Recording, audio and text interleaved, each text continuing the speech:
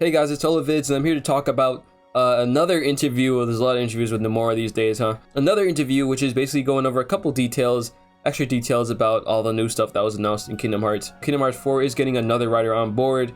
Usually it has two, like Tetsuya Nomura making the story and the concepts, and then you got another guy who's doing like the cutscene design and all that, and the scenario planning and all of that, like how it's gonna look in the game. And now they're getting a third person, but there's also some other details in there as well. So I'll get to, the writer part once I get there. Also, let's get this video up to 10 likes, at least 10 likes. You can go above that, obviously. I'd like that. At least 10 likes. Let's do that. And of course, subscribe if you're new and you end up enjoying this video. Try to get it to 1,000 and beyond. So yeah, let's do it.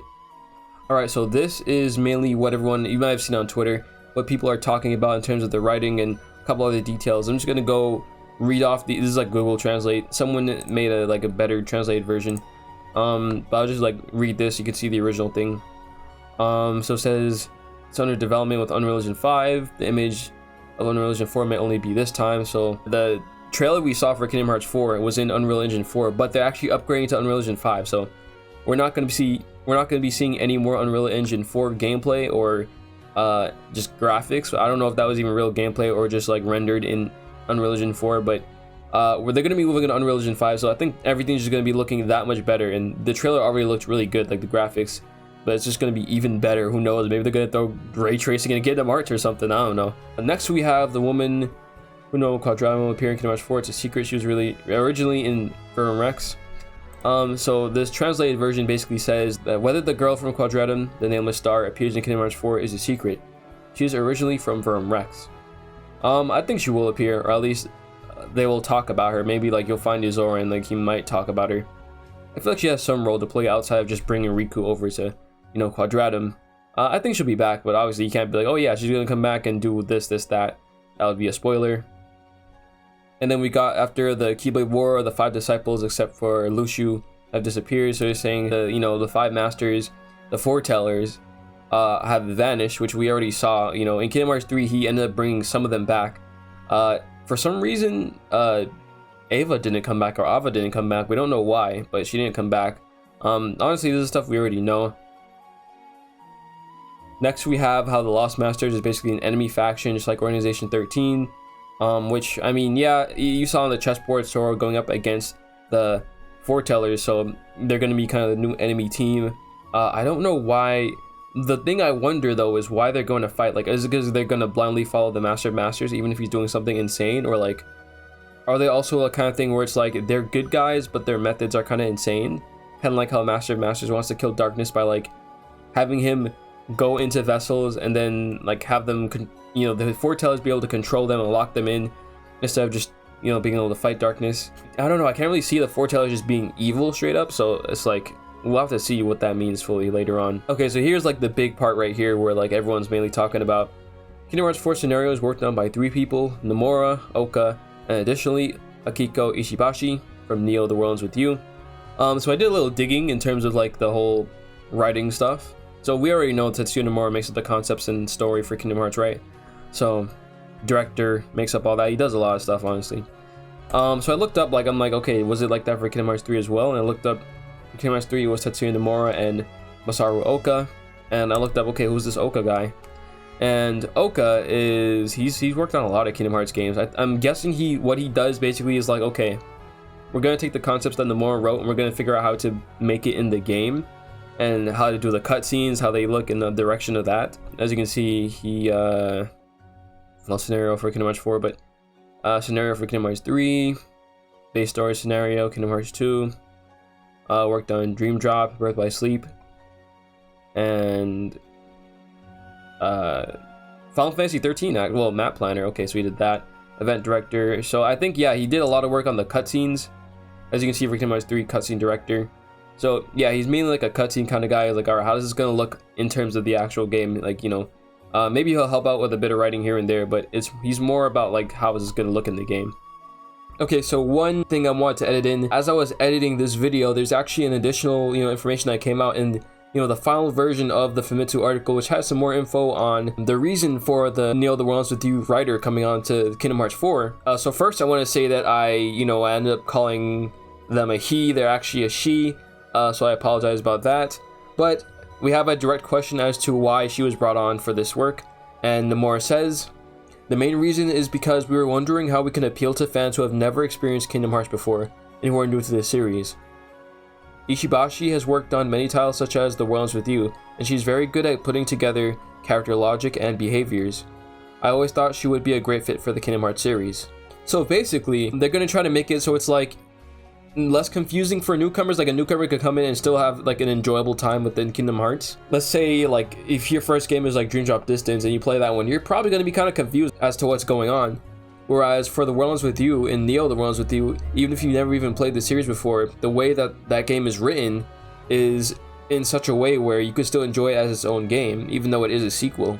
So I'm guessing that since we're kind of starting a new arc, Nomura kind of wants to make it in a way where, you know, people can actually start Kingdom Hearts on this arc if they wanted to.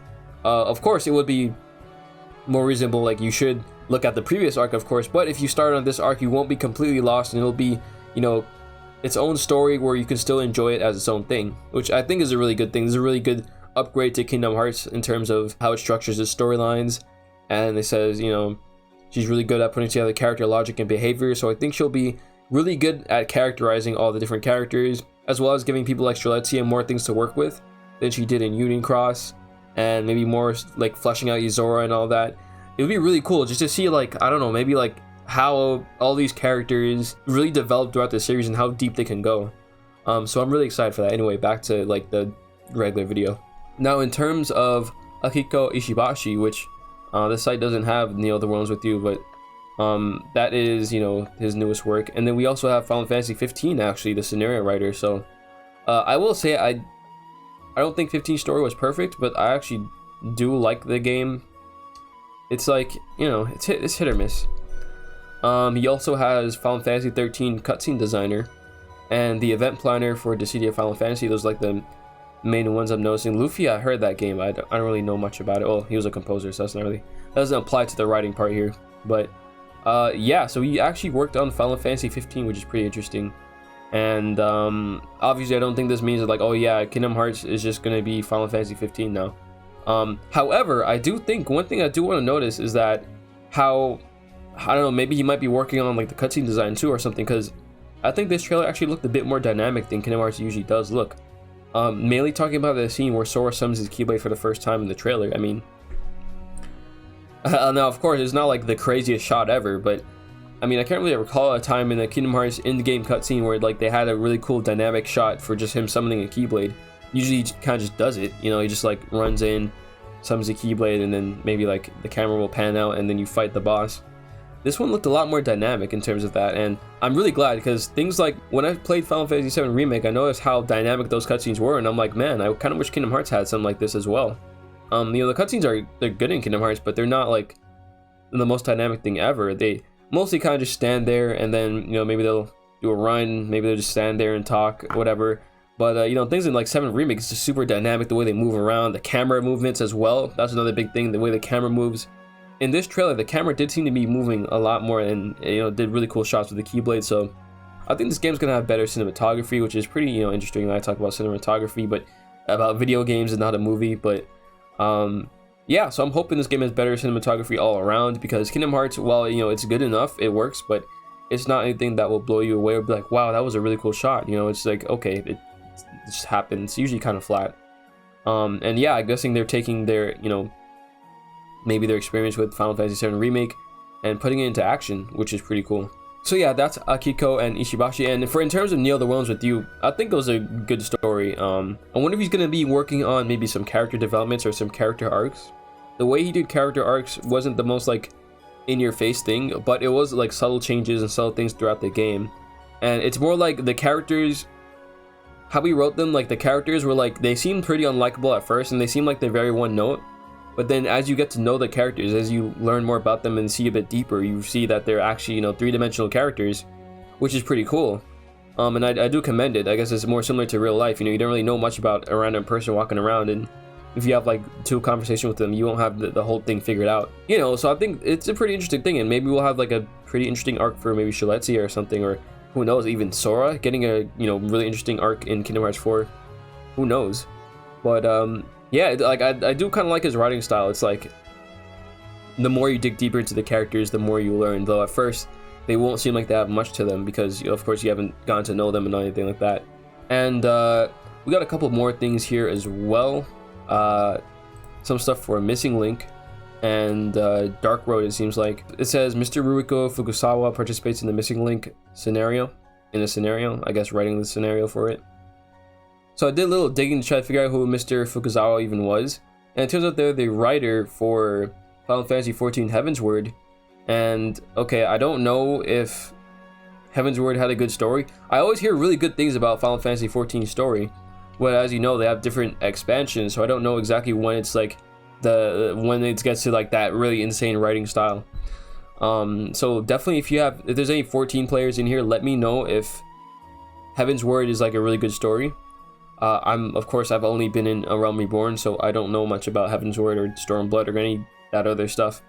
Definitely let me know if that was a good writer or anything like that, because if they're a good writer, then like really, really good, then that would be really cool to see, and maybe Missing Link is going to be like one of the best stories or something. So this one says that the Dark Road finale is being animated by 2 female animators who are hard at work. Wow, they couldn't give them any more people? I mean, wow, only 2 people, 2 female animators. I mean, geez, I hope they can handle it. It's a lot of work, like, just for any 2 people to have to animate the whole finale. And I don't think it's just 1 episode's worth of content. I think it's gonna be multiple episodes, maybe 7 episodes, maybe 13 episodes. I don't think it's gonna be like 1 more episode. And I'd imagine that's a lot of work. They gotta animate all the different stuff. So I mean, more power to them. Hopefully they can handle it. If they do pull it off, which they probably will pull it off, then that'll be pretty cool. And they deserve like a big vacation or something after that. I think it kind of does make sense why it keeps getting delayed, because there's really just 2 people on there. You know, like it's gonna take a while. And it says there's no plans to release any more Kingdom Hearts 4 information in the near future. They say that, and then they like release more details in interviews. So I mean, we're probably gonna see some more interviews, but it probably means we're not gonna be seeing any more trailers, which yeah, that makes sense. Probably won't be seeing anything for the rest of the year, and we've got other Kingdom Hearts things in the meantime, so I guess there's that. And yeah, I think that is pretty much all the things we need to learn about the new interview today. So I do wonder, like, how much is Akiko Ishibashi involved in this game's writing? Like, is he really like a co-writer with Nomura, or is it like he presents a couple ideas here and there? I don't think this necessarily is like, oh yeah, he's there to write the Neo characters. I mean, maybe, I hope so. That would be cool. I would hope that that's what's happening, but obviously that doesn't confirm anything like that. Doesn't discount anything either, but we'll see. Yeah, I do hope that he brings in his really good like character development and all that stuff into Kingdom Hearts, which would be really cool.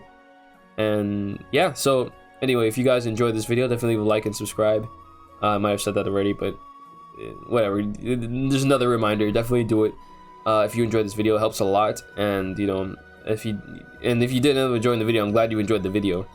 And of course, I also have a Discord server. If you want to join the Discord, we have, you know, Kingdom Hearts fans in there. And yeah, so thank you guys so much for watching, and I'll be seeing you guys next time.